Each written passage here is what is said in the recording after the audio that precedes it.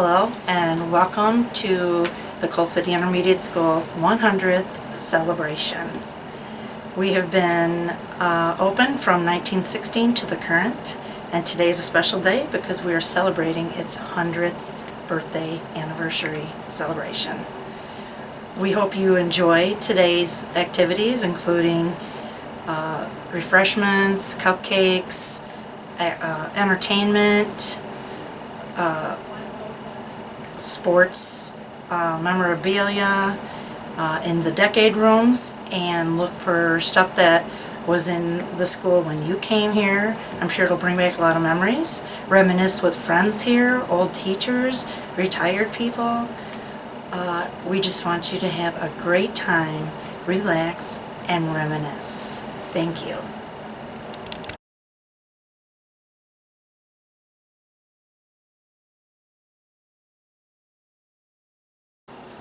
Hi. And our next guest is Mrs. Lucille DeGooley. Hi. First of all, how many years were you with the district? 30 years. 30 years, 1952, wow. 53 to 83.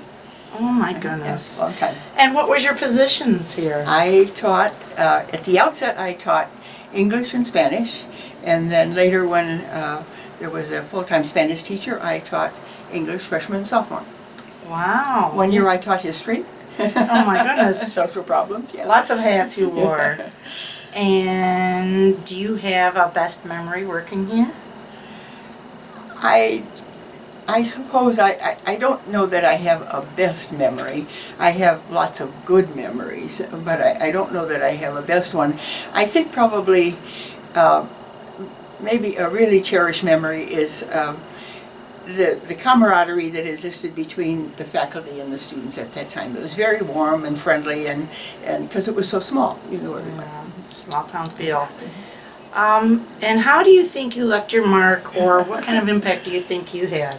Well, I hope that I did my job very well, and that I prepared the students that I had on the level that I had them, so that they could go on to the next level fully well prepared. I hope that I always presented myself personally and in a very professional manner. And I tried always to instill respect and responsibility with the students that I had. Probably that. You're right, and I think you did a very well job of that. How do you, what do you think was your biggest influence to get into education? I don't think that there particularly was one. My parents, neither of my parents graduated from grade school, but they were very, very interested in education, and I think maybe it was just a known thing that we were going to go on to school. Mm-hmm. So then you just find what you want to do after. Well, obviously you made a really great choice. And actually, education was my first choice. I'm a social worker, but education came in between time. You're right. And do you remember some of your favorite activities that our school had to offer? Well, actually, there wasn't a lot of activities. No. No, and there were individual activities that happened probably once a year or something of that sort.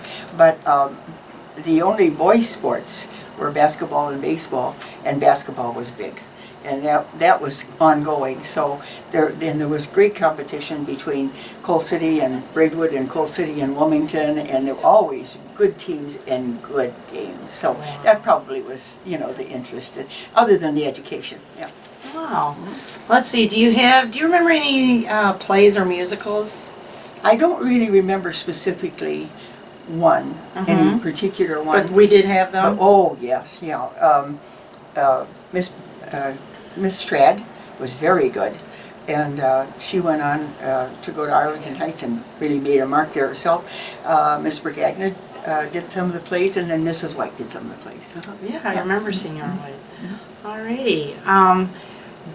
Can you share an instance where it was funny or that made you chuckle? Well, I told this to some of the classes when they had reunions, so I suppose maybe it's the one that that made me chuckle. Mr. DiPaolo's office was right inside the large, the front doors. And as I came in one morning and walked in, because I only lived across the street, he said to me, "Please, hit the door." And I said, "Hit the door, Mr. DiPaolo?" He said, "Yes, hit the door." I went over to hit the door, and I thought, this is silly. Why am I hitting the door? So I came back and I said, "Mr. DiPaolo, why do you want me to hit the door?" He said, "Because if you do, it's going to make the bell ring." It was an impact that caused the bell. So that's the difference between technology and that is technology. Sure is. Today. Look at such a big jump in technology for sure. Oh, that is funny. And would you happen to remember some of the prom themes? Oh yes. Oh. Oh yes. I did the prom for 16 years. Oh my goodness. Yeah, and we did it at, actually the paper mill was very good to us, and they gave us all the paper, and the paper was the length of the gym from perhaps the, what do I want to say, the level of the basketball hoop. And we would put it on the floor, and the students drew the theme, whatever it was, and then we got the paint from the paper mill. They were very good Where was to the us. paper mill located? The paper mill was over here, just over here, across the tracks, and to the east and the south a little bit, yeah. And they made wallpaper. Oh wow. They made wallpaper, and so they had all the tones, and we'd go over and get a bucket of whatever color we were using. Let's see, I remember My Blue Heaven, Heaven and Hell. That's the name Roman of the colors? No, those are the prom themes. Oh. Roman Holiday, South Pacific, Serenade in Jade. Wow. We had quite a few. Oh, there were a lot. And it's interesting because one little story. We did Heaven and Hell, and one side of the gym was red and black, of course, like hell, and the other side was, we did it in light blue, and I said to the boy that always got he'd go over to the paper mill and get the paint for me, and I said, we really need some gold to outline the clouds and things like that, and he said, "I'll get it for you." So it was expensive. He got a small container of it, and at the prom, the school board members were always invited, as you know, your dad was, to the proms. And the man who was the president of the school board at the time and also involved with the paper mill said, "This is really interesting, but where did you get your gold paint?" And I said, "Oh, one of the kids got it for me somewhere." Way to cover up there, Lucille. Way to cover up. Good job. Oh, that's all funny. Now, when you were here, do you remember any of the sports championships, do you think? I really don't remember any specific one. John DeZuris will be able to tell you that, because I'm sure they're written in his memory very well. But we were in the playoffs many times. Yeah. Wow. So we've always been. We had some excellent basketball players. Really, We still that's do. what the kids enjoyed at that time. Sure. Wow, awesome. And some people go to school here and then graduate, go to college, and then come back to teach here. Were you a student here before you started? No. I went to Reed Custer High School. Oh, a comment. Alrighty. Are there any other stories or facts that you'd like to tell us? Maybe one. Okay. Early on, Mr. DiPaolo, after I came, before that, I don't know, but he really wanted to have a National Honor Society. And so he worked to get a chapter here. And I was pleased he asked me to be the sponsor. And it was called the Honor Right Chapter at that point. And it was a small group. It involves the 4 principles of the National Honor Society. And then after his death, it was renamed the Pete DiPaolo Chapter, and it still exists, and of course is very good for scholarship, leadership, character, and service. Did Mr. DiPaolo pass away while he was principal? In 1969. They were building the new high school at the time. And it was in October. I'll never forget it. And I had a room at the south end of they had added on an addition. And I was coming out of my room and he was coming out of the office, and I walked down the hall with him. And I said, "What's the matter?" And he said, "I don't feel well." And I said, well, why don't you go home? And he said, no, I have a meeting in Morris. And I said, that meeting can wait. Why don't you either go home or go to the doctor? No, I've got to go to Morris. Went to the meeting in Morris, came home, took a shower, went to the doctor's office and died on the table. It was shocking. It was shocking. I bet it was. I'm sure he left his legacy and his memory. He left a big, he was very good. He was very, very good. His interest was always with the students. And definitely one of the best for the kids, yeah. Wow, that is awesome. Well, on behalf of every student, parent, staff, and administration that have walked through these doors, we thank you for your services and dedication. You have touched many, many lives, Lucille. Maybe it's, you know. Mine included. Thank you. You don't, what I want to say, you don't really get to all of them. And that's the regret, is that you can't really touch all of them. Sometimes, especially boys, they don't like English, you know, for the most part. That's not their subject. And so, and I think back and I think, why didn't I do this or do that or the other thing? So those are the regrets. Well, thank you so much for all your service. Thank you. Thank you. Well, hi. We have another famous guest here. His name is Mr. Joe DeGooley. Hi. How many years have you worked here, or worked for the district? I think it was 35. 35 years. I believe it was. Wow. And what was your position? Or I should say positions, I think. I started out as the ag teacher for a good many years, and then I was principal for 15 or 20, something like that too. Yeah, I saw that in the yearbooks I was going through. I saw you were ag teacher for a long time and then go up to principal. And what was your best memory working here? Do you have any? Oh, I used to take a little pride in seeing what I can do with the ag boys. I didn't have a whole lot of them, but many of them were successful, and many of them ended up at the University of Illinois with a little influence. Wow. With like the FFA, were you head of the FFA then? Yeah, sure. Wow. Well, yes, some of them did go on. My brother was one of them. Went to Platteville, Wisconsin. So you did have influence.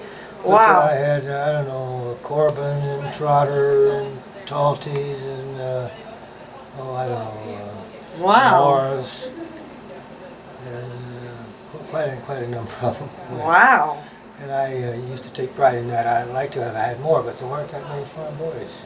Yeah, you're right. Yeah, and now even less, and now unfortunately. Even less because one farmer took over the whole area, the whole township.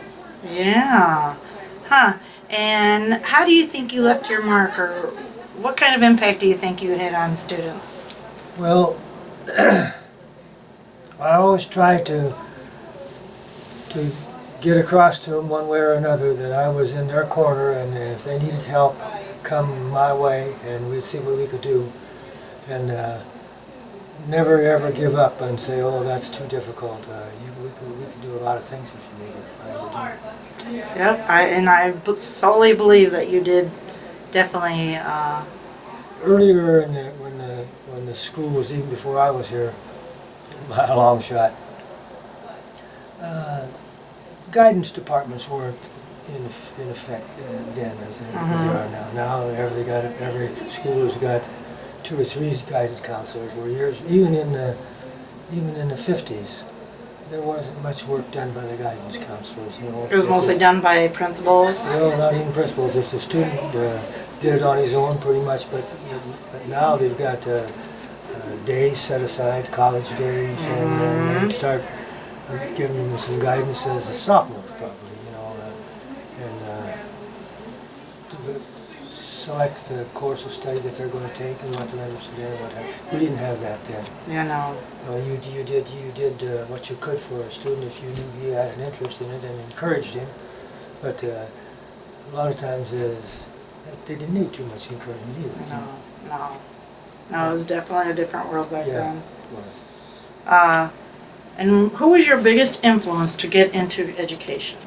Well, I think it would be Sorry for the interruption. Will the following students of the week please come down to the office for your pictures? To be my ag teacher, really, probably. But I had, the faculties them days were about a dozen people, and they were all helping one another, and they all helped, but my teachers in high school really were the ones that convinced me of maybe Pursuing that. pursuing something rather in the area of agriculture, which I did, but then it kind of branched off into administration, and I got into that rather than... Yes, you did. Where did you go to high school at? Fairview, Illinois, west of Peoria. Oh, wow. What were some of your favorite activities that our school offered? Well, academically, they were kind of limited then because the faculties, like I say, weren't that great, and but they made their own good times and their own fun times.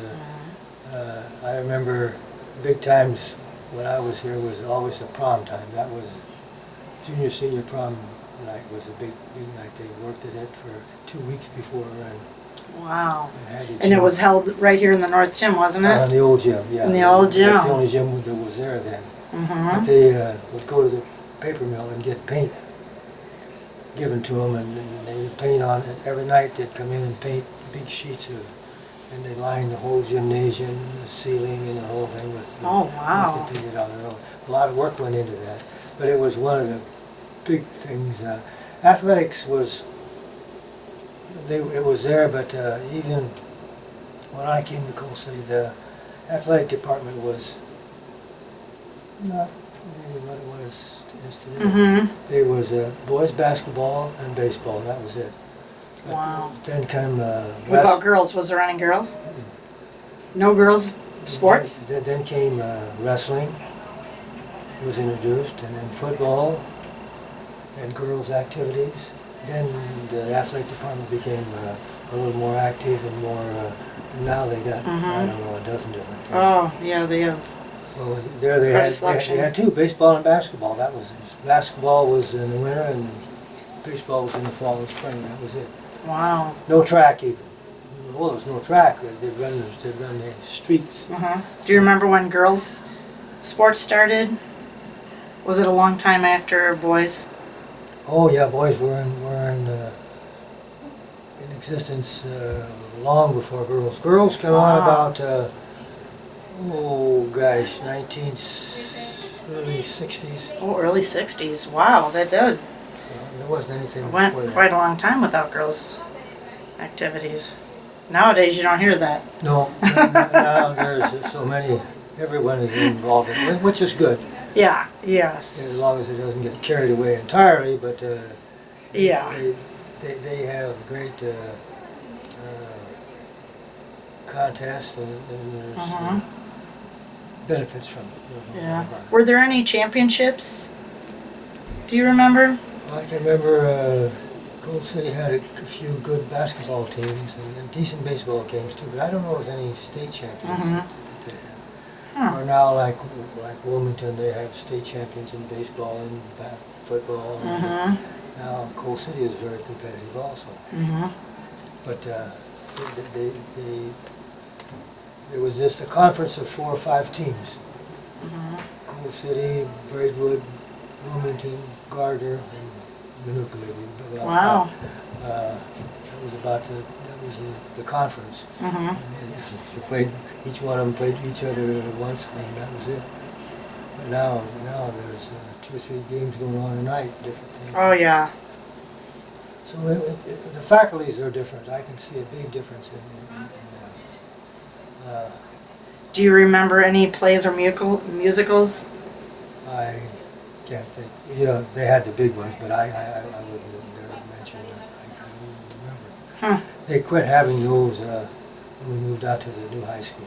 Oh, yeah. It was this, that was like covering that in the town if you did what they did then, Oh, yeah, you're right. Yeah. So it has changed, and not I'm saying only for the betterment too, Oh, yes. Absolutely. Can you share a funny moment or memory? Yeah, there are some I shouldn't mention. John DeZeris was a good faculty member, and he came a year after I did. And we always were playing tricks on one another or pranks on one another and what have you. And he still to this day is a kind of a joker. But I always remember he has several of them, but one of them was, we were playing baseball out here where the office is now, the baseball field is right there. And he had a bad knee. He sprained it or something or other. And he was a coach, and he was also the man on third base. Mm-hmm. Well, Frankie Ishu, who was just a great kid from Coal City, was up at bat, and John called timeout and got him together and said, "This is what we're going to do, somebody on base here and there." And he went back to third base, and he looked up, and here comes the runner. And John said, "Well, out." He said he was out. He was halfway between third and home, or second base and third, I guess it would be. Mm-hmm. He said, "What are you doing here?" And he said, "Well," he said, "You give me the steal sign, didn't you?" And he said, "No, I was just rubbing my knee." So he was just rubbing his knee, and the player, the student, Frankie thought it Bleach was just steel. thought it was just embarrassing to him, and he was so sorry that he ran. He thought he was giving him the steal sign. Thought he was doing what he was told. Oh, that is funny. I bet you Mr. DeZeris remembers that. Oh yeah, also. he's got a lot of. Oh, that's funny. Oh, that's funny. Were you a student here before you started working here? Like, did you No. go to school here? No, I went to school in Fairview, Yeah. west of Peoria. Wow. It was a small school, 150 probably, 140, 150. In the whole school? And that was the size Coal City was when I came, 140 I think. Oh my goodness. That's small. Yeah. It's grown quite a bit since then. Well, there's addition after addition after addition. And this building here was just had a row of classrooms along the front and the gym and the locker room. That was it. Wow. And, Have you seen a difference in students nowadays compared to then? Well, they have a lot more opportunities, and I think a greater percentage of them are pursuing furthering their education somewhat. Whether it's Joliet Junior College, which I think is a wonderful thing, and other opportunities, scholarships and whatever that they have. Scholarship program is just unbelievable here in this little community. It is. We have quite a few scholarships right now. Gosh, quite a number of them. We're definitely blessed with a lot of those. And that financially is still a problem with some students, but if they can get a little help with a scholarship or so, that Yep. maybe Absolutely. just all they need to get them over the hump a little bit. Anything So, to help them. So when the students, if they take advantage of all the guidance that is available, they surely can benefit from it, rather than being it on their own. Yeah, absolutely. Are there any other stories or facts about the school when you were here that people would be surprised about? Well, there was no bus service when I came. Everybody had to walk, right? Everybody had to walk to school, uphill, downhill, in the There was snow, about, 5 miles. I'm going to say 15 students that lived out in the country, in our school district, but out of town.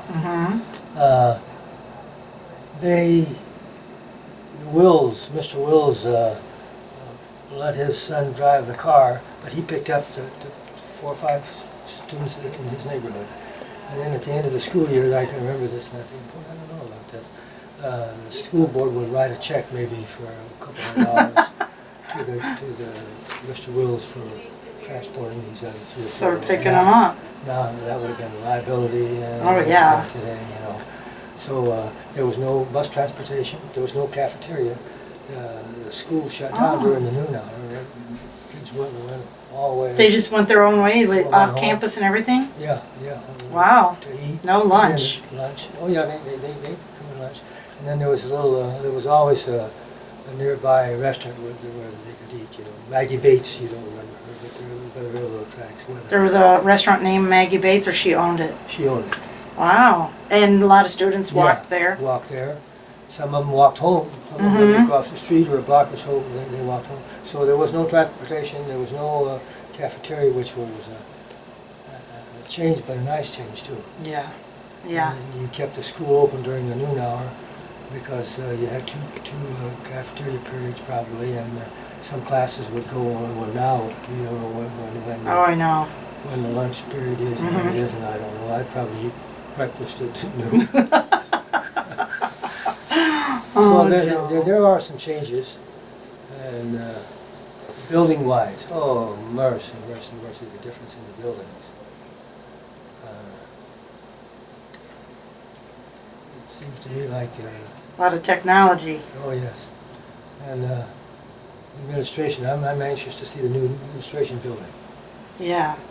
They need that, you know. That when they built that, I was around, and it took a mobile unit, and Wasn't that a kindergarten mobile unit? yes, it was.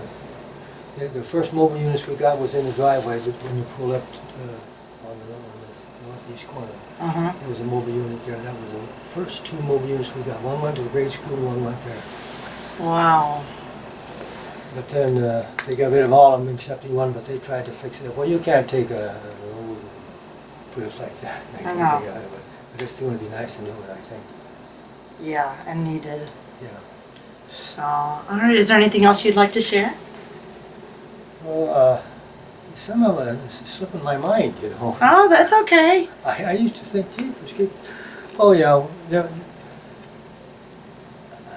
it seemed to me like the last couple of years the enrollment got larger pretty quick. And the relationship that the faculty had with the student body was different then. One teacher, she needed help with some student in English. Well, no problem. The English teacher would be there to help their fellow teacher, you know, help the student. Well, I don't know if you see so much of that anymore. Now they've got special ed classes for those who are having trouble reading. They didn't have that. They tried to do what they could do in the classroom. And if they needed help from a fellow teacher, the faculty got along. There's no two question about it. No questions about it. They Good. got along. But then as it gets bigger, it went from faculty probably 13, 14, 15 to what? I mean, what's the faculty now? 50? Yeah. Oh, at least 50 or 60? in one school. Yeah. And some of them have very little to do with one another.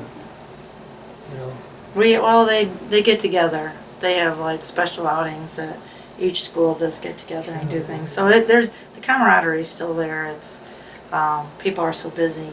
Yeah. You know, it's busy.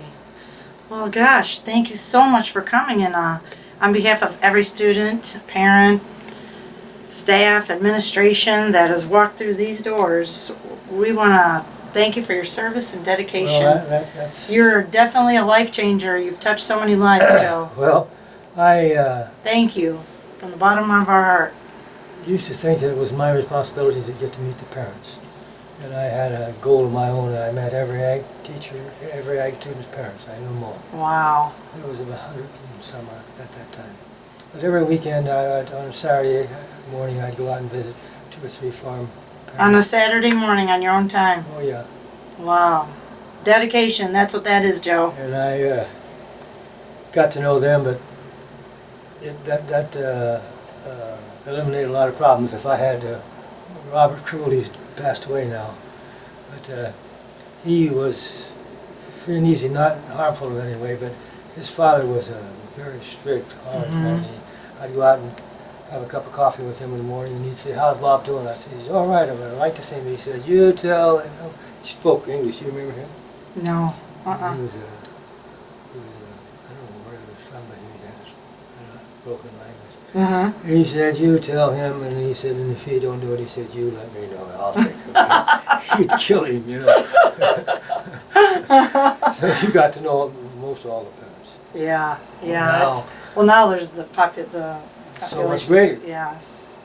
So much greater. So, thank you so much, Okay, and you take care, Joe. I'll get off of the block. We appreciate it. Okay. Hi, and our next special guest is Michelle Henrietta Mystic. right. First of all, how many years were you working for our district? Oh, I came to work here when I got out of Northern Illinois University, 1968. I worked 68, 69, 69, 70, 70, 71, And then I went home to have Meredith. And what positions were those? I was both English teacher and I was a school librarian. Wow. And you're still doing the librarian stuff. Yeah, I love that. Oh, so what was your best memory, do you think? Oh, one? Oh, no, you could name as many as you want. Okay. And you want from when I was teaching? That would be good. The class of 71, everything's special, but the class of 71, which was my last year here, was awesome. I used to refer to that class as the perfect class. So the other classes should not be offended. Just know that Jane Province was wonderful.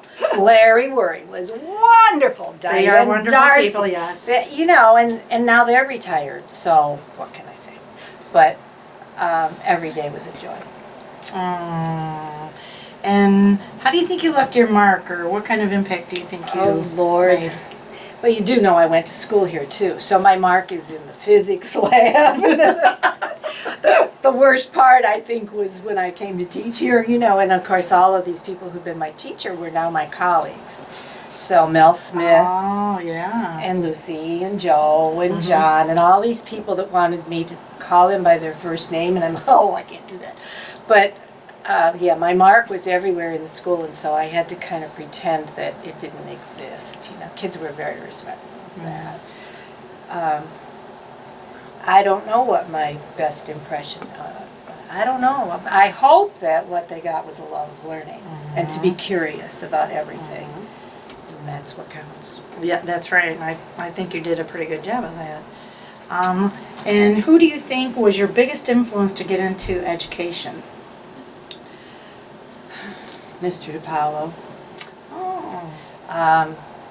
He was a great nurturer because it was a small environment then, and so he wrote on every single report card, at least on mine.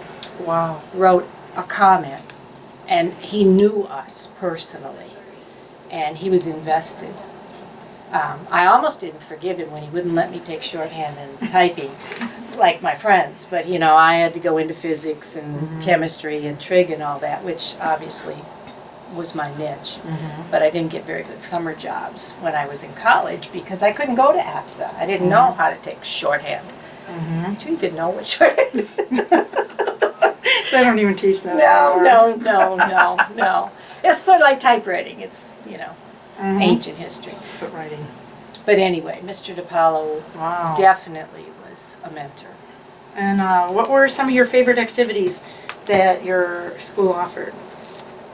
Oh, well, I was in band all the time because my other huge mentor was Anna Hale, who was the band director, and from grade school right through. So band was always wonderful, and chorus, which she was in charge of the chorus too. So all that musical environment was something I really remember. And then I loved all my classes, all of them. I don't think I had a bad class. Wow. We had some really fun times in the chemistry lab, don't we all? Yes. You know, tried real hard not to blow the school up and all that. But I don't know, if I had to pick one class, I'd probably say my English classes were my favorite because that's the field I went Which into. one? I Yeah. like reading and writing. And you're very good at it also, might I add. Well, there's other things I don't know squat about. Can you name any of the plays or musicals that were here? Oh, our senior year, it was The Bad Seed. Melody Rolando was The Bad Seed. Yeah. And that was a really serious, formidable kind of play to put on. Unusual for us because usually they were happy and funny. And that's the one I remember the most. Can you share a funny moment or a memory? I bet you have a lot. This don't is you? from being a student or being a teacher? Teacher. Let's go with the teacher first.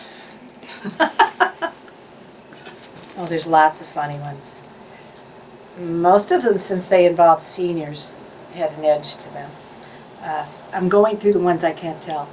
Of course. Well, I'll tell you a funny one that's not even with students. I needed to get to the doctors because I needed to find out if I was going to have Meredith. Well, didn't know it was her yet. But. So Mr. DeGooley took over my class, and I was not at school for a while, and then I came back, and he's sitting at my desk, and the kids are all quiet, and I walk in quietly, and I had to tell somebody, right? So there he was. So I whispered in his ear, "The rabbit died." Oh boy.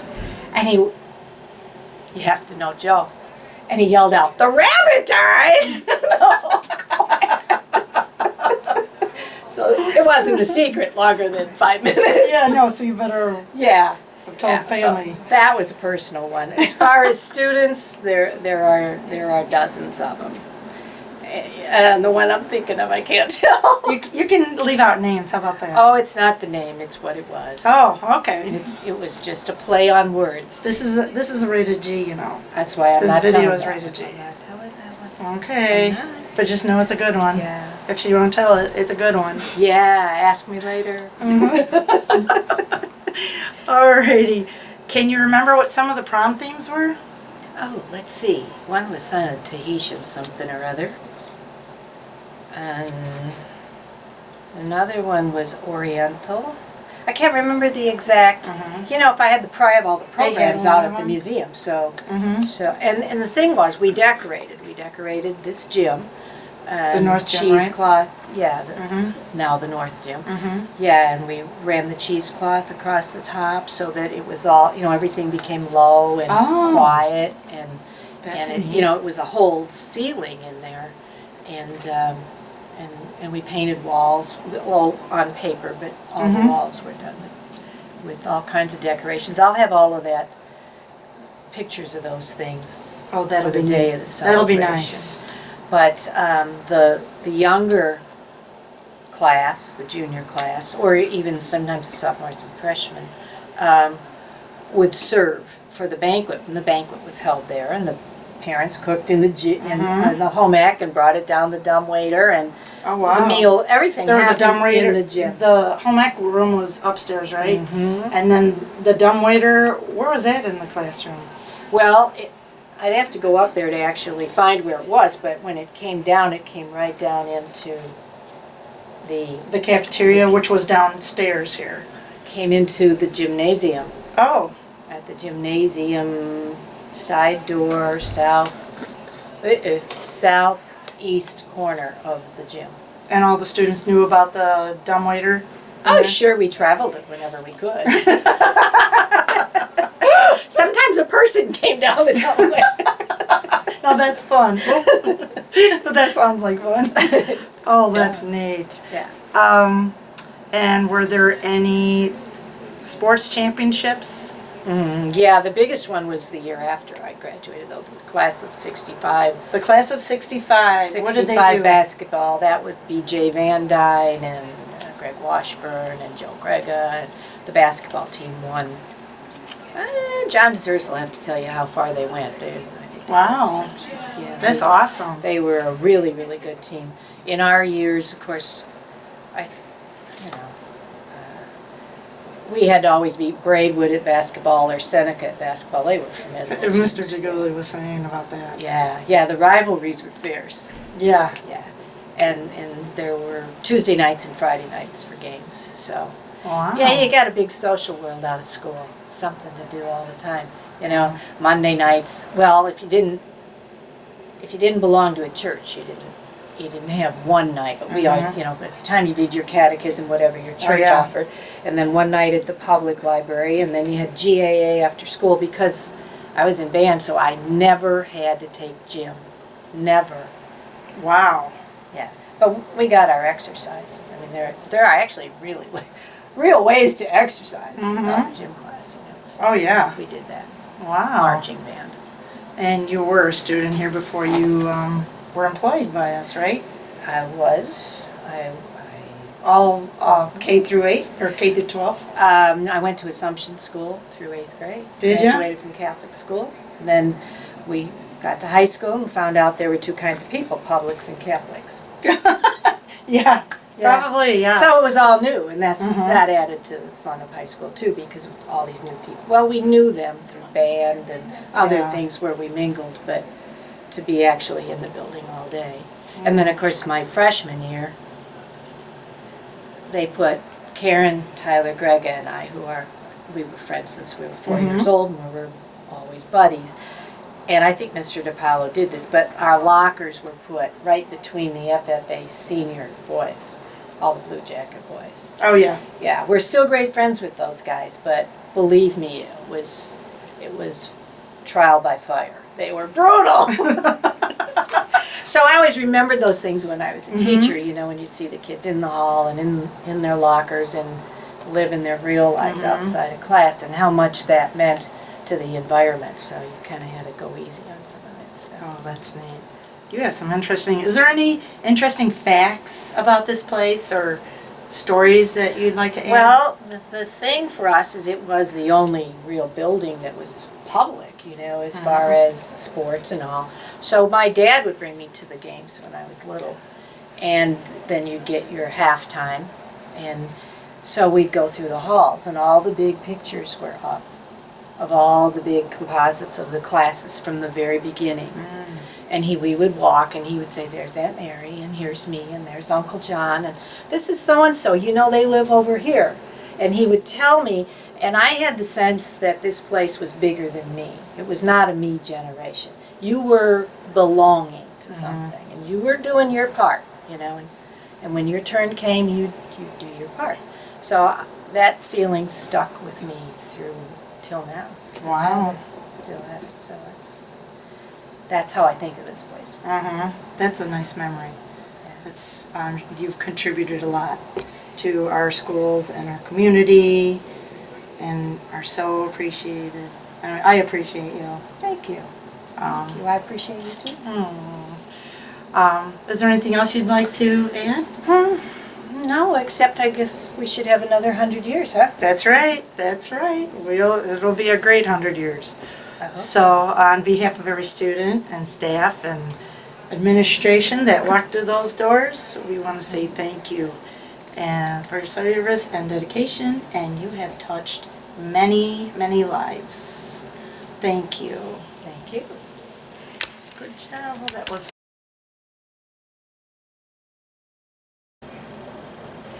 And our next special guest is Mr. John DeZuris. How you doing today? Just fine, thanks. You look great. So, first of all, how many years did you have working for our district? 35. 35 years. Came here in 1950 and retired in 85. Wow. Yes, that's right. Remember? Right. When my class was the last class to see you leave, and I got to say a speech and give you your Right. farewell that Yeah. year. I remember that. What was your positions here? Well, I started out as a teacher of what in those days they called it commercial subjects, and I taught PE right along with it. And I was an assistant coach to begin with, and after a couple of years I became varsity. Wow. Yeah. And what do you have a best memory working here? Oh, the best memory I guess would be the way everyone in this particular school got along so well together, and we were a close-knit group.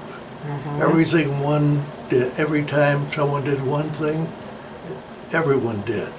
All the teachers, the few that we had, participated in anything that we did. I don't mean just basketball and baseball, but plays, the few that we had. But could I stand or sit down or something? Absolutely. My leg gets tired. That's okay. You just have a seat. There. Right there. That's more like it. There we go. Oh boy, Is that better? that's much better. Okay, good. My right leg. Oh, that happens to the best of us. Okay. And how do you think you left your mark? Or your Well- legacy, do you think? Well, I think I left the idea, especially in coaching, that when you played with someone else as a teammate, and you were the kind of person that believed in sharing things rather than just individual feeling of coaching. And all I can remember, if you don't mind my going Nope, back, this is great. everything in those days, Mr. DiPaolo was our principal. And everything was cost conscious.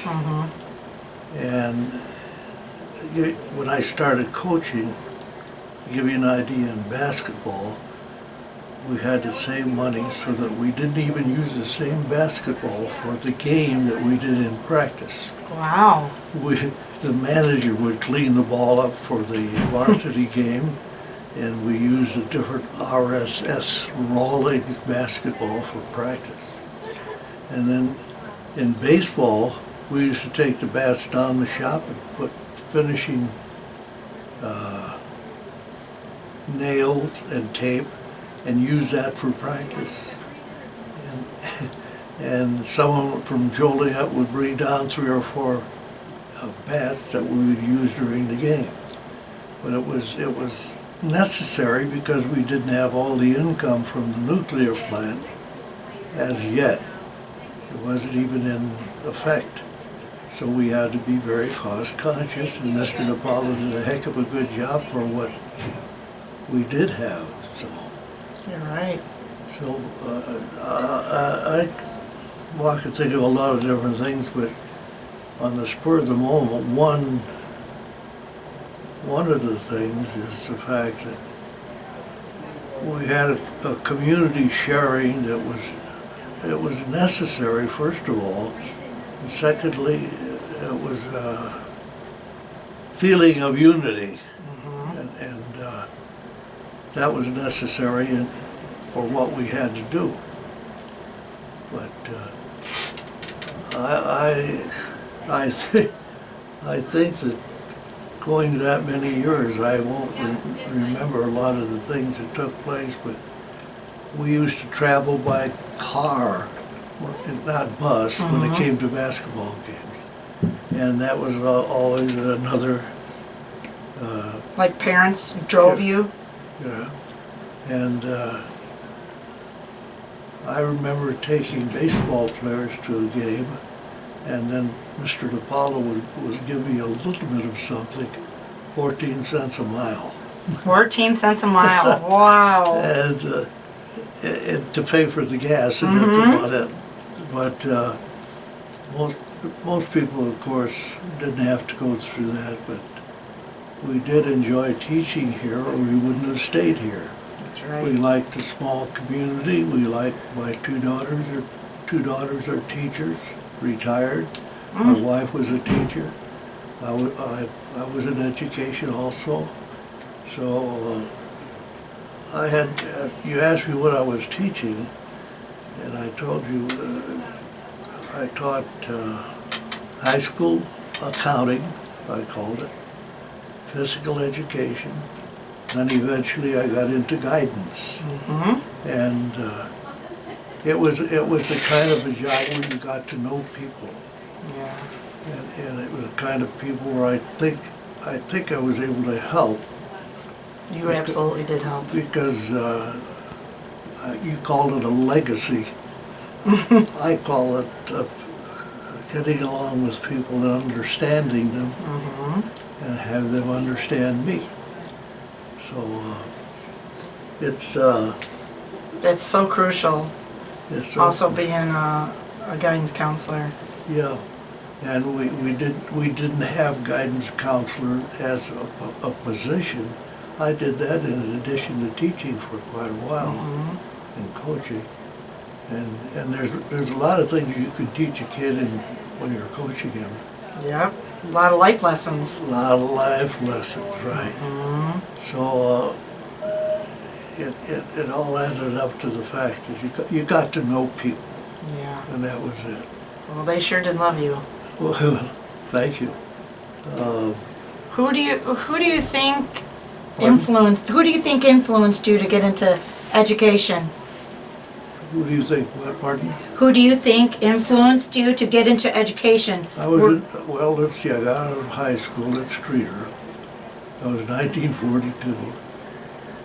I had to go into the service. I Yeah. was into the service for 2.5 years, and I ended up in the Army Engineers.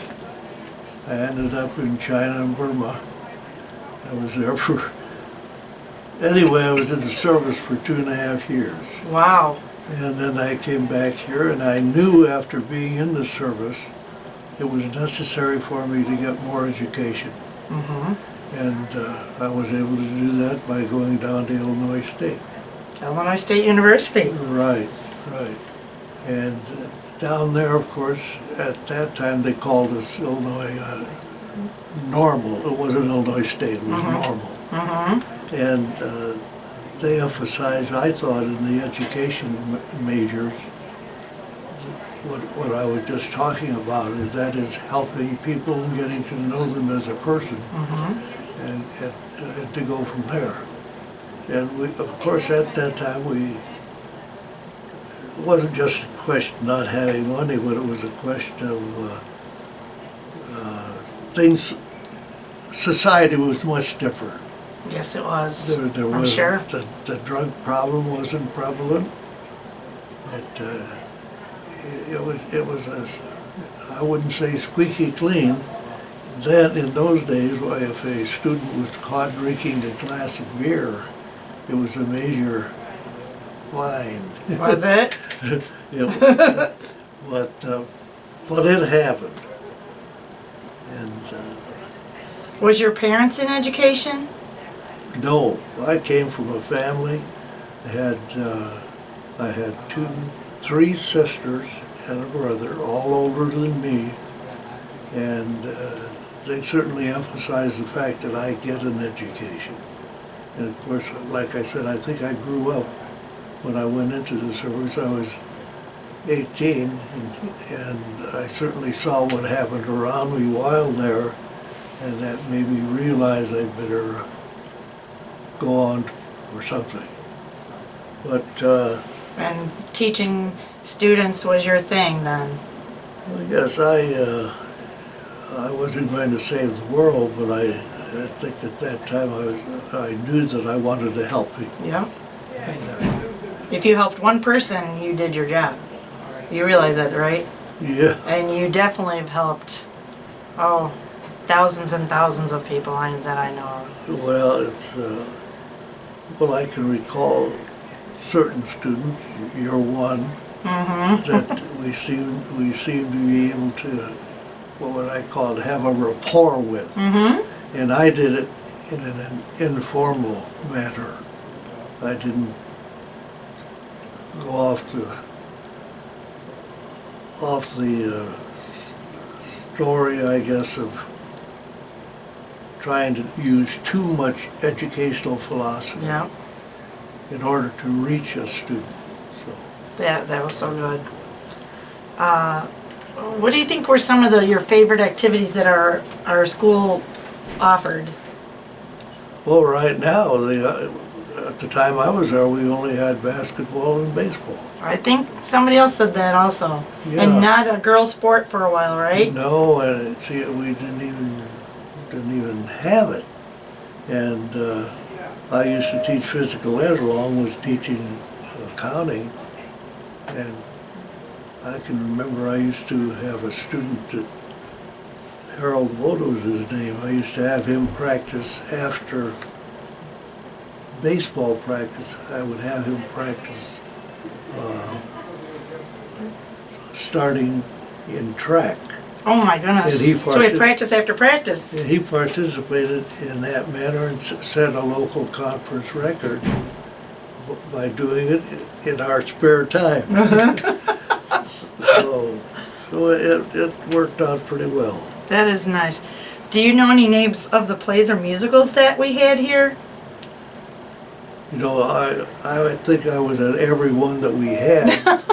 How come that doesn't surprise me? Because Mr. DeGouldy and I usually were on duty for it, and I can't remember the names, I really can't. Do you remember any funny moments or funny memories that happened while you were at this school, whether it was middle school or high school? You were only here through when it was high school here, right? Pardon me? You only worked here when it was high school, right? Oh, yeah. Do you have any funny stories? Well, all I know is that we had it was a pleasure, I shouldn't say pleasure, but it was a good feeling to come to work because we felt like we were all on the same page. Yes. And Was there any funny happenings? Mr. DeGooley and I were close friends. He came a year before me Yep. here, and we became friends then, and we've been friends ever since. And Would you play tricks on each other? well, we wouldn't do that. No, are you sure? It was I know probably things that'll happen a lot more than what I'm saying, but we did have a fun time. Good. Well, I think that's important. Yeah. And you had proms here. I'm sure that you Well, see, chaperoned. Mrs. DeGooley was a prom sponsor for many years, Yeah. and of course, all of the decorations were made by she and her people that were getting ready. Yes. So it was a question that I couldn't teach PE for certain days because the gym was occupied. They were decorating. They put their heart and soul in those, I'm sure. To be specific, though, I'd have to go back and do some thinking. But Mr. Miller is sitting out there waiting to talk, and he and I became friends over a period of time. I think anybody who's ever met you has been your friend and is your friend. Well, You're just one of those kind guys. thank you. Now that you've got to say that twice because I can't hear. I said everybody who knows you is your friend. No, it's one of the things that God-given talent, I guess. Yes, that's right. That's right. You've got a big heart. Was there any sports championships here? Oh, we had championships in baseball, basketball. While you were here working? While I was Wow. here, and I remember I've always been a Cub fan, Yes. and there were years when I could send the names of my baseball team up to the Cubs, and they would send a pass to Really? each one. It lasted for several years after. That is really neat. And I always used to joke back and forth with the Cub fans because the Cub kids naturally had something that was given to them by a major league team, and the Sox fans had nothing. I said, see what it is? This is what it takes to be a Cub fan. So I used to take my two daughters and Frida, my wife, and we'd go up to Chicago and park on the side street and see a game, and they would go in with their passes that I got for them. But it isn't like that today. No, it's hard to get Cubs tickets It's hard for any So, sports. But at one time I had, see, I'm prejudiced, if you don't mind my mentioning this, because Don't worry, nobody will hear this. at one time I went up to Wrigley Field and had a Cub tryout. You did? You know, when I was, after my first year of college down at You tried out for the Cubs? Yeah, I went to, yeah, they had me. Wow. The coach sent me up and he said, here, John, I fixed up an interview for you with the coach up at the Cubs park. So I went up there all by myself. I didn't have a car. Oh my goodness. And I dressed into my baseball suit, and they hit me 2 or 3 ground balls, and they had me hit a few. Uh-huh. And then they said, go on upstairs and see Harold George. He's the Cub. This is getting away from school. That's okay. It's an interesting story and people are going to want to know that. Anyway, I went up to Harold George, the business manager and scout, and he said, we can send you to Hopkinsville, Kentucky, or to Marion, Ohio. One of the two, $200 and some a month. I said, well, I think I'll go back to school. Really? So that was after my first year of college. What were they gonna send you to those two places for? To try out. To try out. To stay with that team. To stay with the team. Wow. So anyway, you're really your original Cubby. You could have been an original.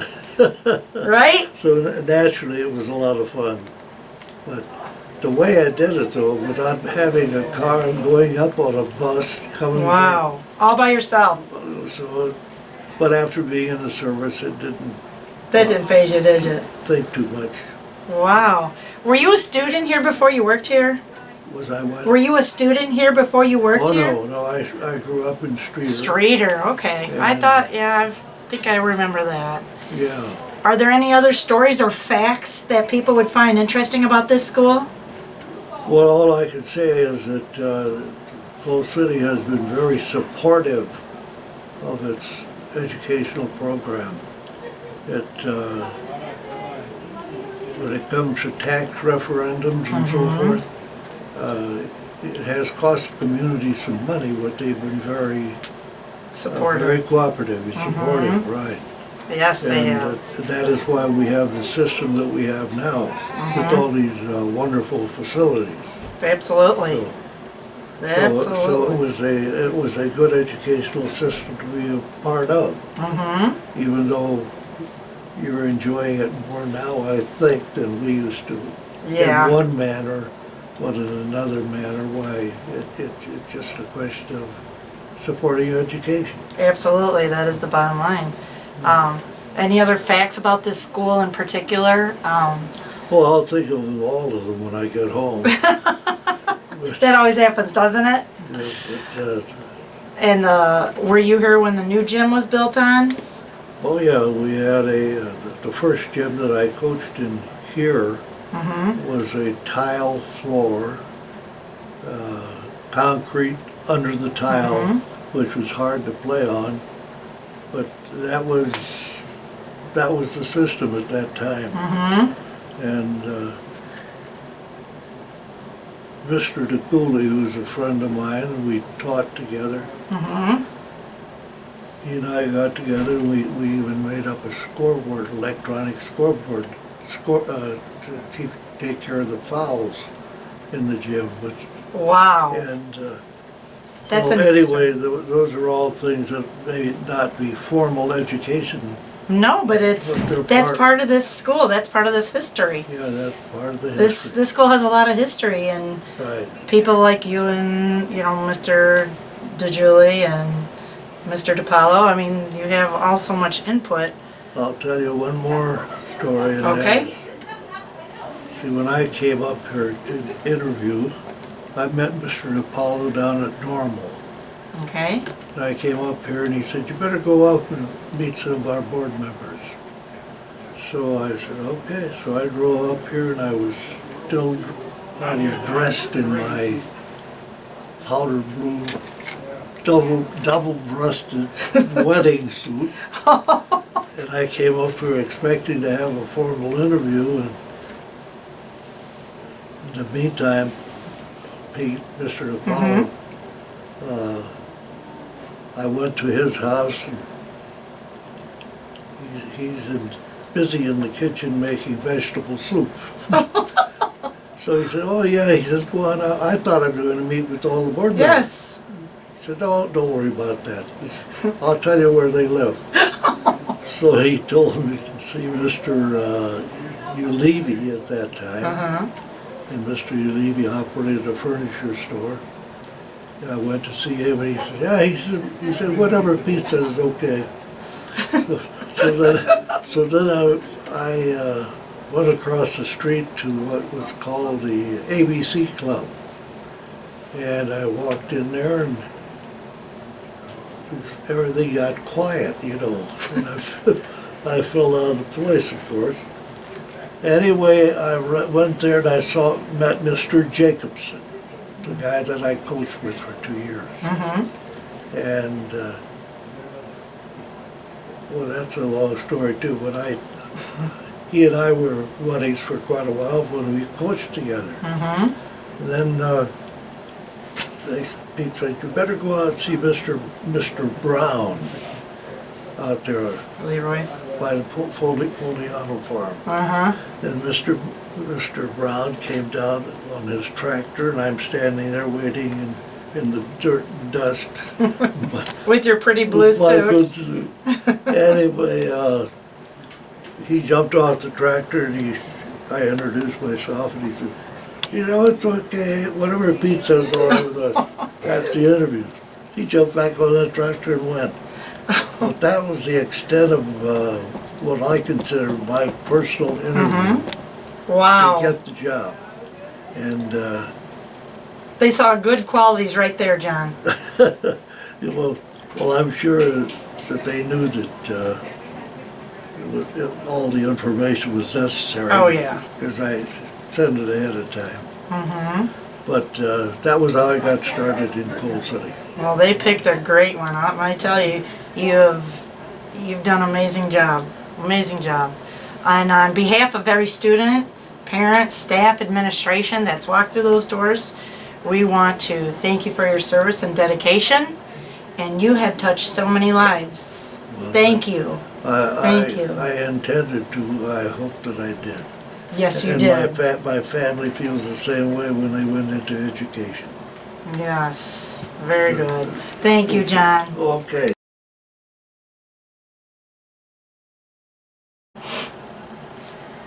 And with us, we have a special guest, and his name is Mr. Mel Smith.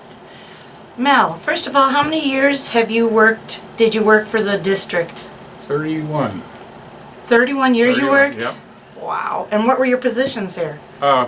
Just teacher. Just I teacher? coached freshman football a few years. Wow. And what did you teach? Math and physics. Wow. Smart guy here. And do you have what's your best memory of working here? Well, I know I started here in 61. It was just a high school then. There was no unit district. Wow. And So this school right here was a this was high it. school? This was it. Wow. And who did you work with? Like, who was the principal here at that time? Pete DePaulo was principal superintendent when we started out. Was he both the principal and the superintendent? Well, he was it was a unit district. It wasn't a unit district. It's strictly high school.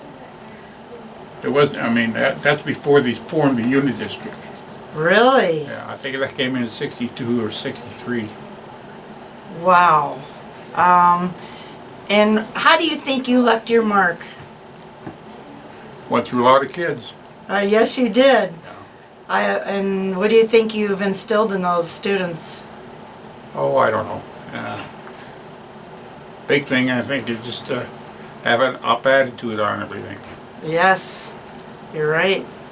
And before you got into education, like, did somebody influence you to get into it, or No, not really. you just said, I think I want to do a lot of good doing this, right? Well, I was in school, started out for engineering, and changed my mind and went to education. You were going to be an engineer? Oh my goodness! Wow, that's sort of a big change, isn't it? Yeah, had circumstances. And definitely for the better, because you've had so many lives that you've touched. What was some of your favorite activities that took place when you were working here? I don't know if it's a favorite activity or not, but I was in charge of the pep club. Oh. And way back then, the cheerleader used to ride on the bus with the players. And something happened, I don't know what it was, but I got stuck also with being cheerleader advisor, because the pep club used to take a bus to all basketball games. And the cheerleaders were forced to go onto the bus then, after they got off the players' bus. Wow. So I was cheerleader sponsor, if you imagine that. Oh my gosh, Mel. And do you remember, were there any musicals or plays here? There were plays. Every year they had either one or two plays. Do you remember any of them? No, I don't. Well, it's been so long, I can't imagine I wouldn't be able to remember either. And do you have a funny story, like a prank that you guys played on, or something that the kids did, or? Not here, to start the new building. Remember one year someone took apart and put together inside a Volkswagen in the school. Oh my God. I don't remember if it was in the school or in the that aquarium area that they got out there. Yes. So one of the two I remember. Somebody took apart a Volkswagen and put it together Got inside. through the doors and put it together. How did that happen? I don't know. That's a really great one. And when this was high school, did they have proms here? Yes. Do you remember any of the themes? Who knows? Oh, I don't remember, to be honest. But they did have proms Oh, yes. here? They had the big dinner. Oh, they had the dinner It was here? all here. Dinner, dance. And did they have like a band or a DJ? They had band. They had a band, Yep. and the dinners were all here. Yep, everything was done Everything here. was here. Wow, things have really changed. Do you remember any sports championships when you worked here? Yeah, at the time I think of course they didn't have football back then, just No. baseball and basketball. And I used to umpire the baseball games. Oh my And in goodness. basketball I would just help out with them, but Gosh, they did you had have a any couple pretty time? good teams. Back Yeah. in the time I was J Van 9 in that group. Oh yeah. I was there when they were there. Wow. Oh my goodness. You didn't have much time after work. You were always Well, doing extra things. I was close though. I used to live, for several years I lived right across the campus here, next to the school. Really? Right, the house just west of the campus. Right? Oh my goodness. Not on the road, but right behind it. I didn't know was the that. house, So you just walked to work every day, I Yeah. bet. Crawl, whatever. So, were you a student here? No. Did you go to school? Where did you go I to went to school? school in Gardner. I was from South Flemington. You so I were? went to high school in Gardner. Wow. And are there any other stories or facts that you'd like to share? Like, is there anything that not many people know or would like to know? I recall back when they started we didn't have a cafeteria at one time. We used to get 45 minutes or an hour lunch, so we'd go out to a restaurant to eat. And then they started Helen Dwyer and Liberty Robertson, I don't remember the others, but they started a cafeteria. And back then, government had so much cheese they were giving it away. So we had cheese every day. Every day we had cheese, all you wanted. Oh my god. Peanut butter and jelly, of course. The cheese. And they used to cook over at the grade school Oh, and bring the meals over here for the students. wow. That was way back.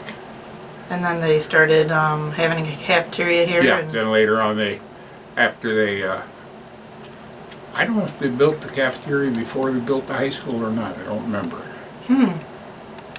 Wow. But you taught here when it was a high school, and then you taught here as, did you teach here when it was a middle school also? No, No, you No. went when the high school? yeah, I left, went out to, I was only in the high school, either here or out at the new place. Wow, that's unique. And we were hearing about how, you know, how the building has evolved, what different physical changes have Oh, yeah. taken place. It's amazing, isn't it? Yeah, back at one time, before they had any additions on it, the baseball diamond used to be in this southeast corner. Oh, And of course, where the softball diamond is now, that used to be the right or left field. And the school, part of the building was in the in play. Mm-hmm. So you had to watch it. They had tennis courts out front. wow. Way back Tennis then. courts out in front. And real nice tennis courts, clay ground tennis courts. Oh my goodness. Wow. Do you know anything about those signatures under the bleachers? And No. that it had nothing to do with that, right? Oh, I would probably not. Is there anything else you'd like to add? No, not really. As I say, I had You had a Good- lot of, good you time were busy, here. good Yeah. times, and you know, you taught so many students, and everybody remembers you. I know. Everybody remembers you. All great thoughts Well, there now. I had kids and I had their parents before them, so. Yeah, you're right. You're right. Well, on behalf of every student and staff, parent, administration that walked through these doors, we want to say thank you for your Yeah. time and dedication. You are definitely a life changer, Mal. Okay, thank you. Thank you.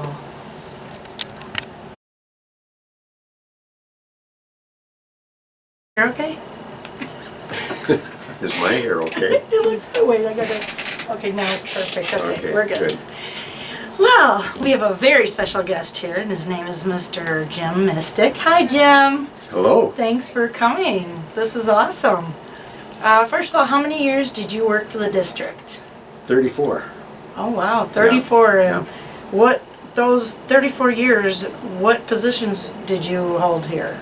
Well, the first 9 years, I was a business teacher. And I started out in typing, head typing, which I loved. I loved teaching typing because you could see the progress so easy with the kids. I bet. And then I spent 9 years as an athletic director. And then I was dean of students for a while. I was an assistant principal at the middle school. Became principal at the middle school. That when this was a When this was a middle school. And then I ended up, because of the changing the guard, so to speak, at the end of my career, they brought in new people. And to make that transition, I took the principalship at the elementary school for 2 years. That was a great way to end, and it was a blast. Really? Because you got to Those see all those kids little were a kids. blast. I came home one time and I told Nancy, I said, I don't know how I'm going to do this. How can I live up to this? They think I'm a cross between Superman and Joe DiMaggio, or a movie star. You're right. And They do think of that. I couldn't get down the hallway because they go in groups in a long line following their teacher, and they would grab you, hug you. Oh, yeah. I said, I can't get down the hallway. So I tried the old high five. That didn't work because that took too long. And, Yeah. I tried various things. Finally, I came up with giving them this. And they would go down the line. And it went. And I had a trench coat, and I had a ball down there because I had a trench coat and a Russian hat, the fur hat. Yes. And in the winter, I always went out and checked on the buses, make sure everything's okay. And to see those little kids in the bus go by, and I'm out there, you'd have to see me. I'm sure. With the big furry with the hat. trench coat and looked like the Gestapo or whatever. And the buses would go by, and those little kids in there. I had more fun with those kids, I'm telling you. It was like you had 300 grandchildren saying goodbye to you every day. So we had a lot of fun there. And, the teaching staff there was an excellent staff. I had real good luck with my staff. The people I worked with and for, and the people that were under my supervision, so to speak. That was a real highlight of the career, because the people were very good here. And I'd have to say, Coal City community was always very much pro-education. Oh, yeah. And people don't realize, we have a long sports history. Yes. But the town really supported the arts. We always had a band, a good band. The grade school had a great band, the high school had a great band. So the fine arts that's so popular now with these plays and everything, and the talent we have, the kids are great. It was there before.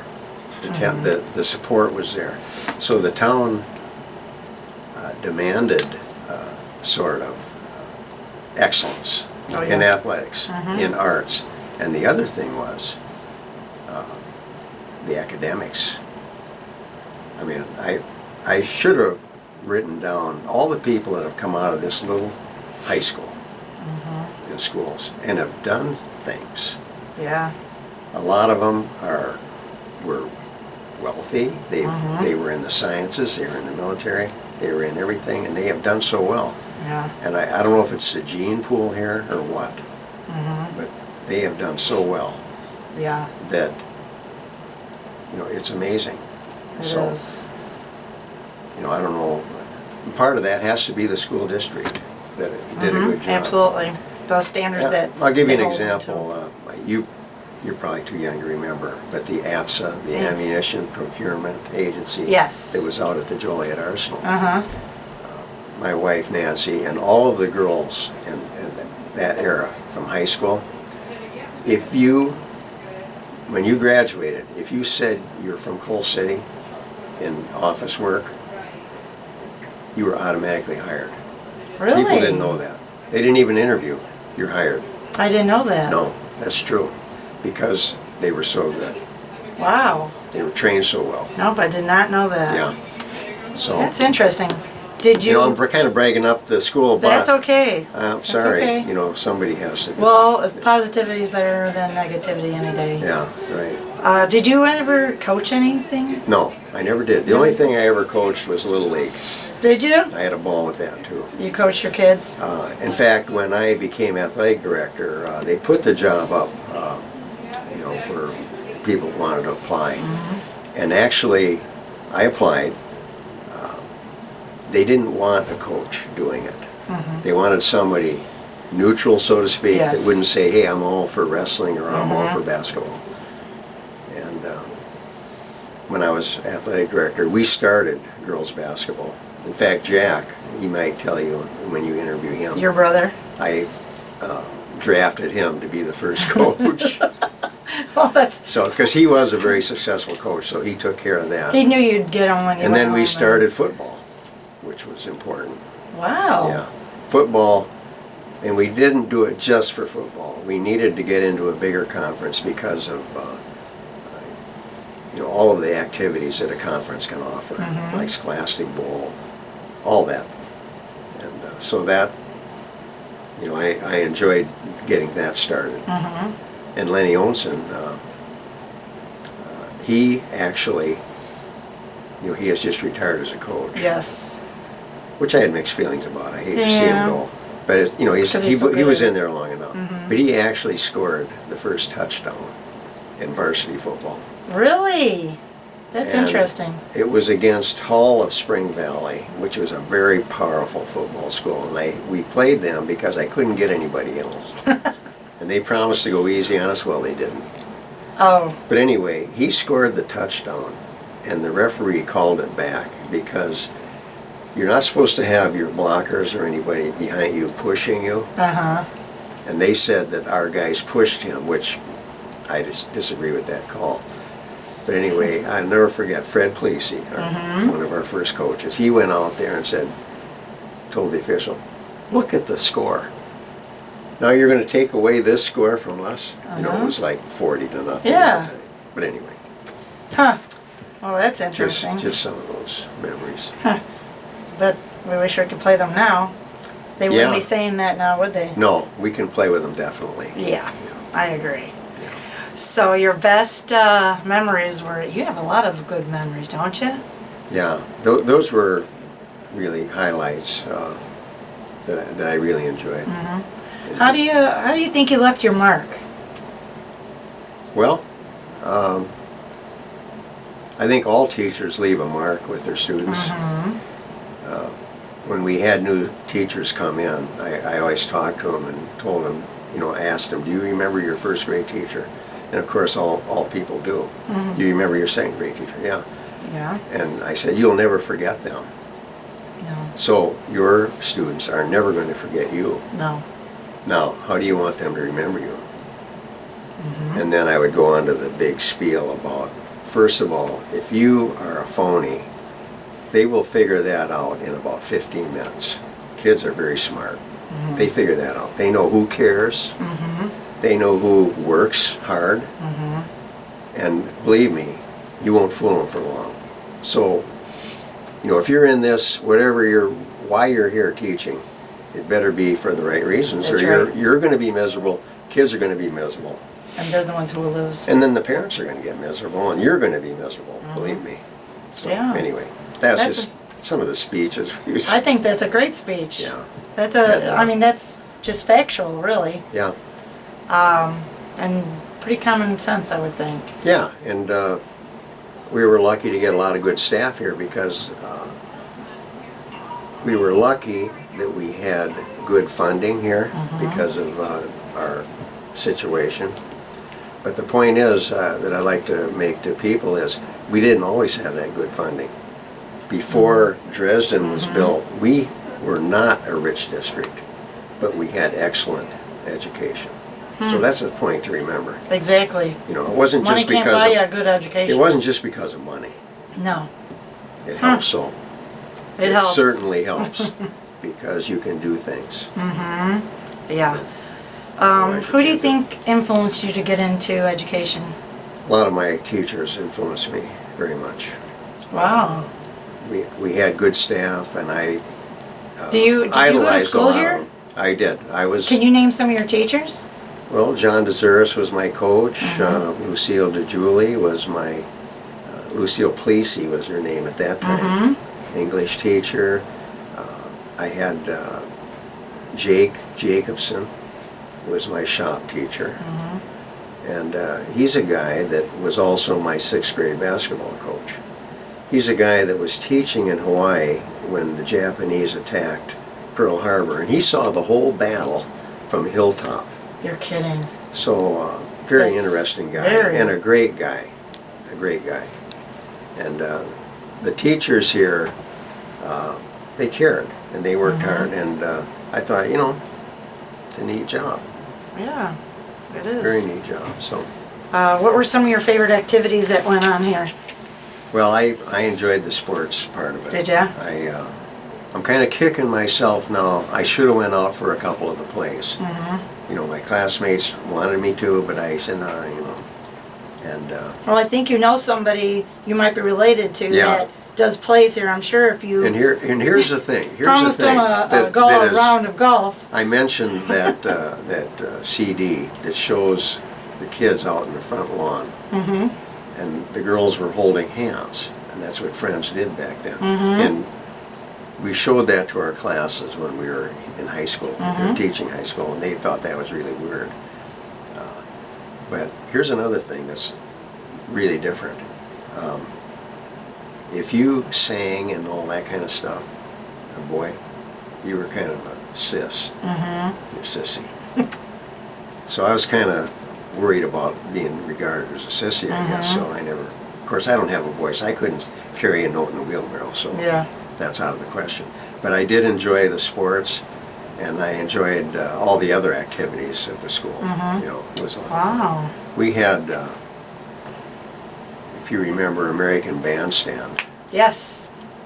Okay, if you those old tapes of the kids dancing on TV, doing the jitterbug, that's what we did. And you had dances. We had a couple of them here where a DJ from Chicago called Jim Lounsbury came down. Do you even remember his name? They played records, yeah. And kids danced, and the kids from Mazan, Morris, Braidwood, Wilmington came around. And we knew those kids because all the schools were small. And we went to Braidwood several times. And one time Fabian was there when he was just starting out. You remember him? No. Fabian? Fabio? No. Fabio was a lot later. No, Fabian, let me think. When Elvis Presley was drafted into the Army, they wanted a new idol for the kids. So they found this kid named and they called him Fabian. Do you like Westerns? Yeah. Louis L'Amour. All right, have you ever seen North to Alaska with John Wayne? Maybe I've seen it, I just don't You remember. gotta try to see that one. He's in that. He plays the nephew of one of the characters in there. But anyway, sometimes they would bring people around that were upcoming stars. But anyway, at the Mazan, the Grundy County Fair was called the Mazan Fair, and it was over in Mazan, and they had a big ballroom and outdoor, and they had dances there.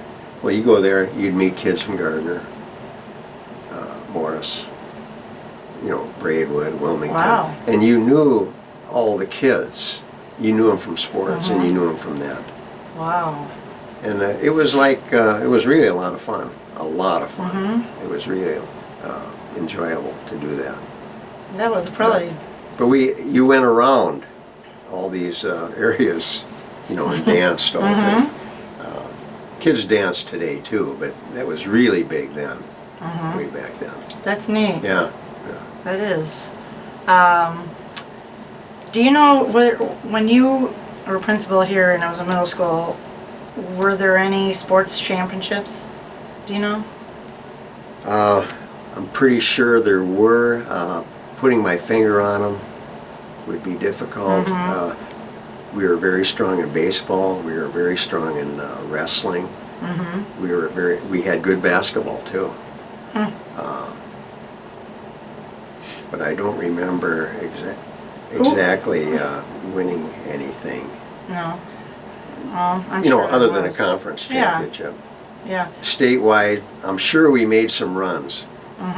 I know we did, and I'm sure we probably won a couple of them, but I can't pinpoint No. it right now. Who was the principal and superintendent when you went here? When you attended this school as a high school, who was the, The principal was, the superintendent and the principal was Pete DePaulo. he did dual roles? Yes, and actually, he's in the tape, in that one tape, Neat. so you'll see him. And I have to give you Dave DePaulo's number. Yes, too. you do. I wrote But that down now. But anyway, he was the principal, and he was a very good influence. He required all kids to take typing. When I went to Northern Illinois, I was technologically advanced. I had my own portable typewriter, and I knew how to type. Now, this sounds strange, but 90% of my classmates at college didn't know how to type. They had to hire people to do, all your term papers were Oh typed. my goodness. They had to hire it done, where I could compose it on the typewriter. Wow. And my brother Jack went to the Army, and they called for volunteers who could type, and he was one of the few who could.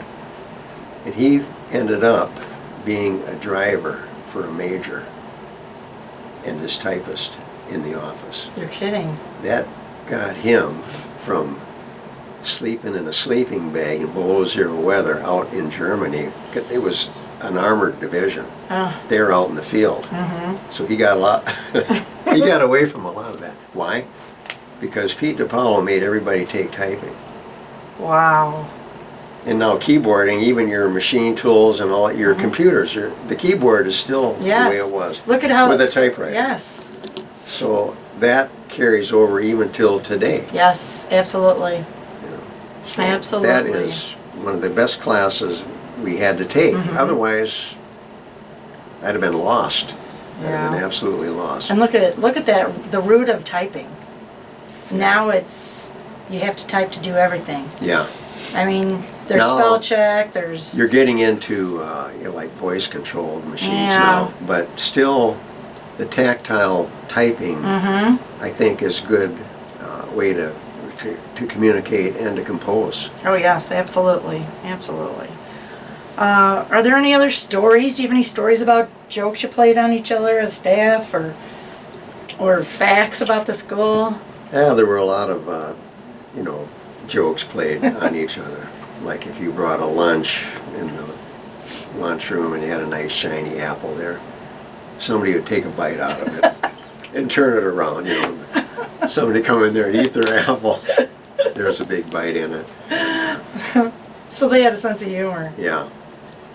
This school, this building was, when it was built, was the top of its time. It was, the brick exterior and the Greek look, Yes. the columns in front. It had plastered walls. You can't see them now, but if you take the fake or the drop ceiling out, up, there's real tall ceilings in the hallways, and there's coving in the edges. The terrazzo floors there have been there since 1916. Go look at them. And how many feet have walked down those floors? Absolutely. And they're perfect. Yes. The rest of the floors were maple floors. The doors were solid oak. The trim was solid oak. The cabinets were solid oak. So it was like the best of the best. The best of the best. And when we had the county come over and tell us where to shelter in the storm, they said, this is where the town should come. Places like a fortress. We had block, brick. The plaster was like 6 inches thick. I don't know why they put it on so thick. But there's a safe. I don't know if it's still. I think It they is finally. here. No, it's here. It's still there. It's still there. One time they tried to take it out because they wanted to use. I don't know that how you room. take it out. It's so heavy. Well, It was where the main they office started to was. cut into the wall, and that's where we found out the walls were so thick. And they never did get it out there. No, That's amazing. it is. And then in the gym, the old gym was built in 1927. And we had to make volleyball holes for the pole, for the standards. And they drilled through the floor. You know what was under the floor? What? Cinders.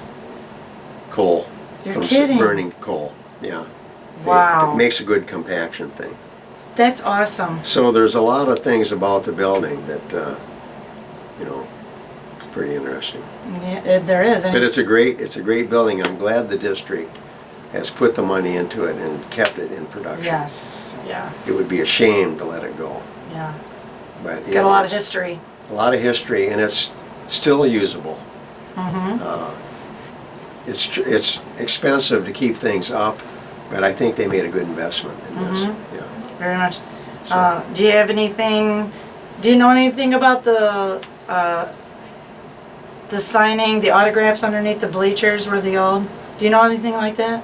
Well, when we were in high school, we worked on the prom every year. Mrs. Plesey, Miss Plesey, in Steel de Jewel, was the sponsor of that. And the kids got together decorating, and when they were done with it, they signed their name in there. And it goes way back. And I didn't sign it myself, but my girlfriend did. So my name is in there. We have proof. My name is there. Yes. And guess who the girlfriend was? Who? Your wife. Nancy wrote it in there, and there's some of them have been covered over because they were signed over. But it goes back quite a ways. Oh yeah, I was looking at it the other day. I saw your name. I just wanted to see if you'd fess up. Okay. Yeah. So that was just some of the activities. That's interesting. That is all interesting. And just dealing with your classmates, you had a school of 210, Yeah. and you knew everybody. You really knew them. And another thing that struck me, I got thinking about it afterwards, in that school of 210, when I was a freshman, there was only one student in the whole building that had a name different than the parents. Wow. One. Look at the difference now. Yeah. Society, Yeah. has changed. Oh yeah. So that struck me as I thought back on that. Wow, one student. Yeah, Huh. just one. What was? I'm surprised it wasn't more prevalent because things happen, Yeah. You can't, your parents move on or pass away or whatever. Yeah. But that was the situation. Was your typical school day here like 8 to 3 like it is now, or what were the hours? The hours were a lot different than now. It was, when I was here, when we put new lockers in, I actually found folders from kids when I was in high school. And I looked at the schedule and I was amazed. Most people had 3 study halls. Oh wow. Every boy took shop. Every girl took home ec. Everybody took PE. And then every freshmen and sophomores all took math, science, and history, social studies. But you usually had 5 classes. Some had 6. Some had 6. And you had a 45-minute lunch period. A lot of people went home for lunch. Yeah, that's what they were saying. And so it was a much different environment. Do you remember who taught was- shop? Jacobson, Mr. Okay. Jacobson did. And Miss Barbara Jones taught the home ec. Home ec, yeah, and before her was a teacher called Mrs. Lutz Brown. She was there. She retired, I think, after my freshman year, Wow. or maybe my sophomore year. I can't remember. But she was an outstanding teacher too. And it was, I want to say, it was a lot easier than the kids today. Yeah. I mean, like our high school schedule where they double yeah. those, a lot more intense than what we had. Oh, yeah. A lot more. And, you know, we had a good education, but, you know, say when I came out then to a kid coming out today, I don't think Yeah. I could compete with them. Of course, you got to go with time difference. Time I could compete difference. with the ones that were with me, Yes, yeah. but I But- couldn't do it with a lot of these kids. Yeah, no. Technology is flourished. And you know, when you were with the foundation, when we do those scholarships and Yeah. things, when these kids come up, I'm amazed with these kids. I know. And like last year, I was telling the group, this kid comes up, you know, he's about 6'3". I'm not going to say a name. No. He had a suit on with a vest. He had kind of longish hair. He looked like a movie star. And this kid was a top athlete, had a Division I scholarship. I'm going to kind of give it away who it is. And he was a top student. Look at this kid. Wow. I know. And, you know, same way with girls coming up, what they have accomplished. Oh, yeah. It's a fast world now. You gotta It's be great. competitive. It's great. And so, you know, there's been a lot of changes, but a lot of things stay the same too. You know, The hometown feel. yeah, the basic things are the same, but the whole thing has changed quite a bit. Yeah. Oh, would you like to add anything else? No, there's a lot of things probably I could have, but I can't remember. That's okay. that much. That is okay. One regret that I had, I wish I would have kept my class lists Yeah. each year, because I remember every kid in my first class, but after that they all blend together. I can't remember when they graduated and that Yeah. sort of thing. And they'll come up to you afterwards and you'll wonder, okay, what year did you graduate? I can't remember.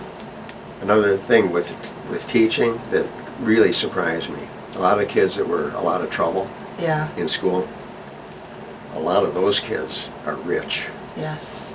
You know why? Because they're risk takers, they take chances. And a lot of the kids I had the most trouble with are the kids that come back to you after and will talk to you. Yes. And they're great, Yeah. they're great.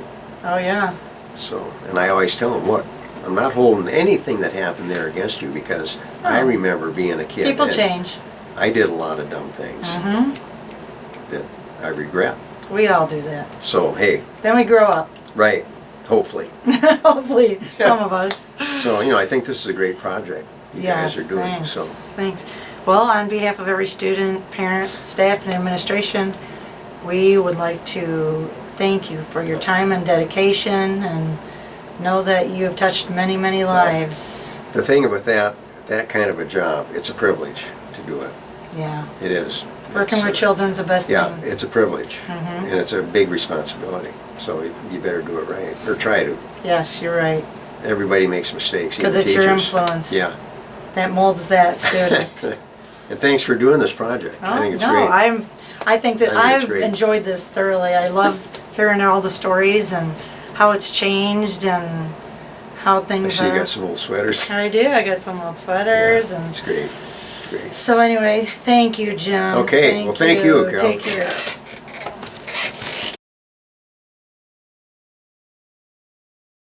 Hey, Jack. Yes, I'm ready. Okay. I'm ready. Okay. Okay, well, we've got a really special guest next, and his name is Mr. Jack Mystic. Hi, Jack. We are doing this. We're doing this via FaceTime since he's enjoying his retirement down in Florida. First of all, how many years did you work for our district? I had a couple of sessions at the district. Overall, it was better than 25 years. Wow. And what kind of positions did you hold here? Well, I was kind of unique in the fact that I was a student, I was an athlete, I was a teacher, I was a principal, so and a coach. So I covered a lot of areas. Wow, that's awesome. And what a variety. What do you think is your best memory working here? Are you thinking? Oh yeah, my best memory is actually going back to that school where I started as a freshman back in 1949, believe it or not. But anyway, no, my best recollection is being there in all of the capacities that I just spoke of. Nothing stands out really because they're all pretty high on my list. Aww. And how do you think you left your mark? Well, I had a lot of students that have told me from time to time that I had an influence on their life. And in fact, the principal there right now, I had her as a student for 7 years, 3 years at that school, and then 4 years in the high school. And so she's a good example of some of the memories that I have of students that I had. That's awesome. And who do you think was your biggest influence to get into education?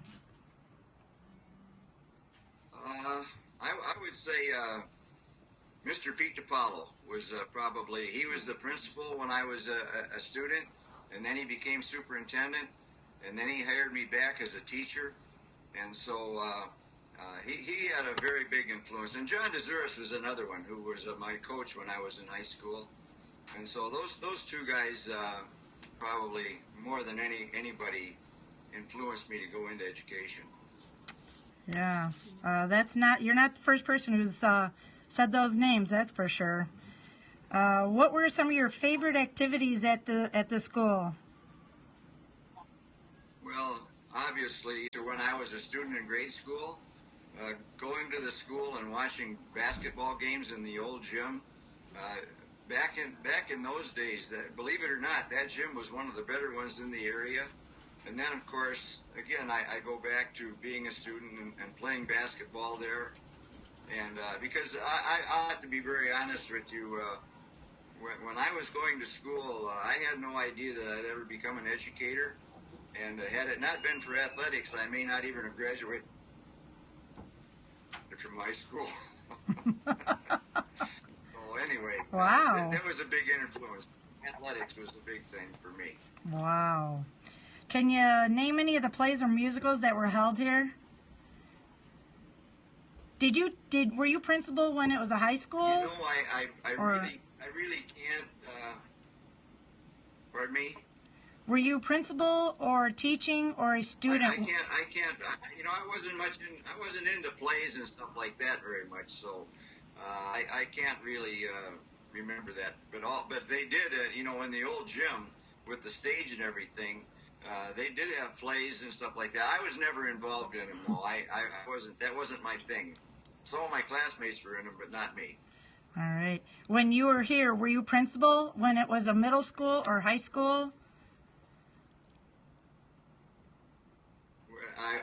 I was principal when it was the middle school.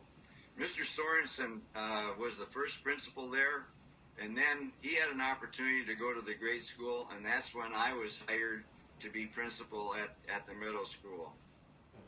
Wow. Can you share a funny moment or a memory or a story? Something that's really nobody knows, a funny story?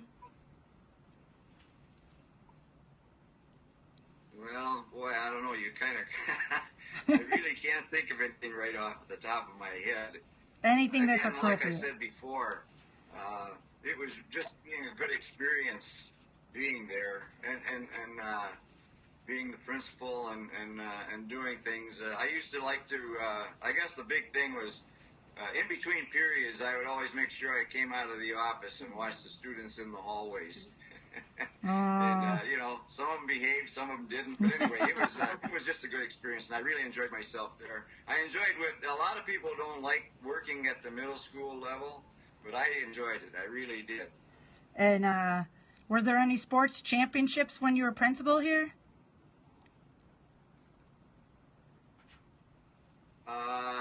Yeah, but I can't remember. I think we did some real good basketball, and I know that somewhere in there was a state championship in baseball, but I was not the principal there at the time. But I know that we had good athletic programs, good athletes go through that school. Yes, you're definitely right on that. Were you a student here beforehand, right? Did you grow up here? Yeah.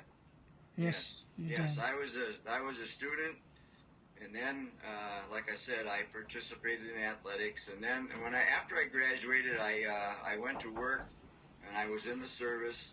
And when I was in the service, that's when I found out that I had access to the Korean GI Bill, which meant that they would pay for my college. And so that's when I decided to go to college and be a teacher. And to be honest with you, I went and talked to Mr. Mr. DePaulo before I went to college and signed up, and asked him about being a teacher and all that stuff. He encouraged me to go ahead and do that. So that's how I ended up being a teacher. Wow. Well, on behalf of everybody, we want to thank you for your service. People like you are heroes. Thank you. Are there any other stories or facts that you'd like to share about our building or how it evolved or anything like that? Any facts about this place?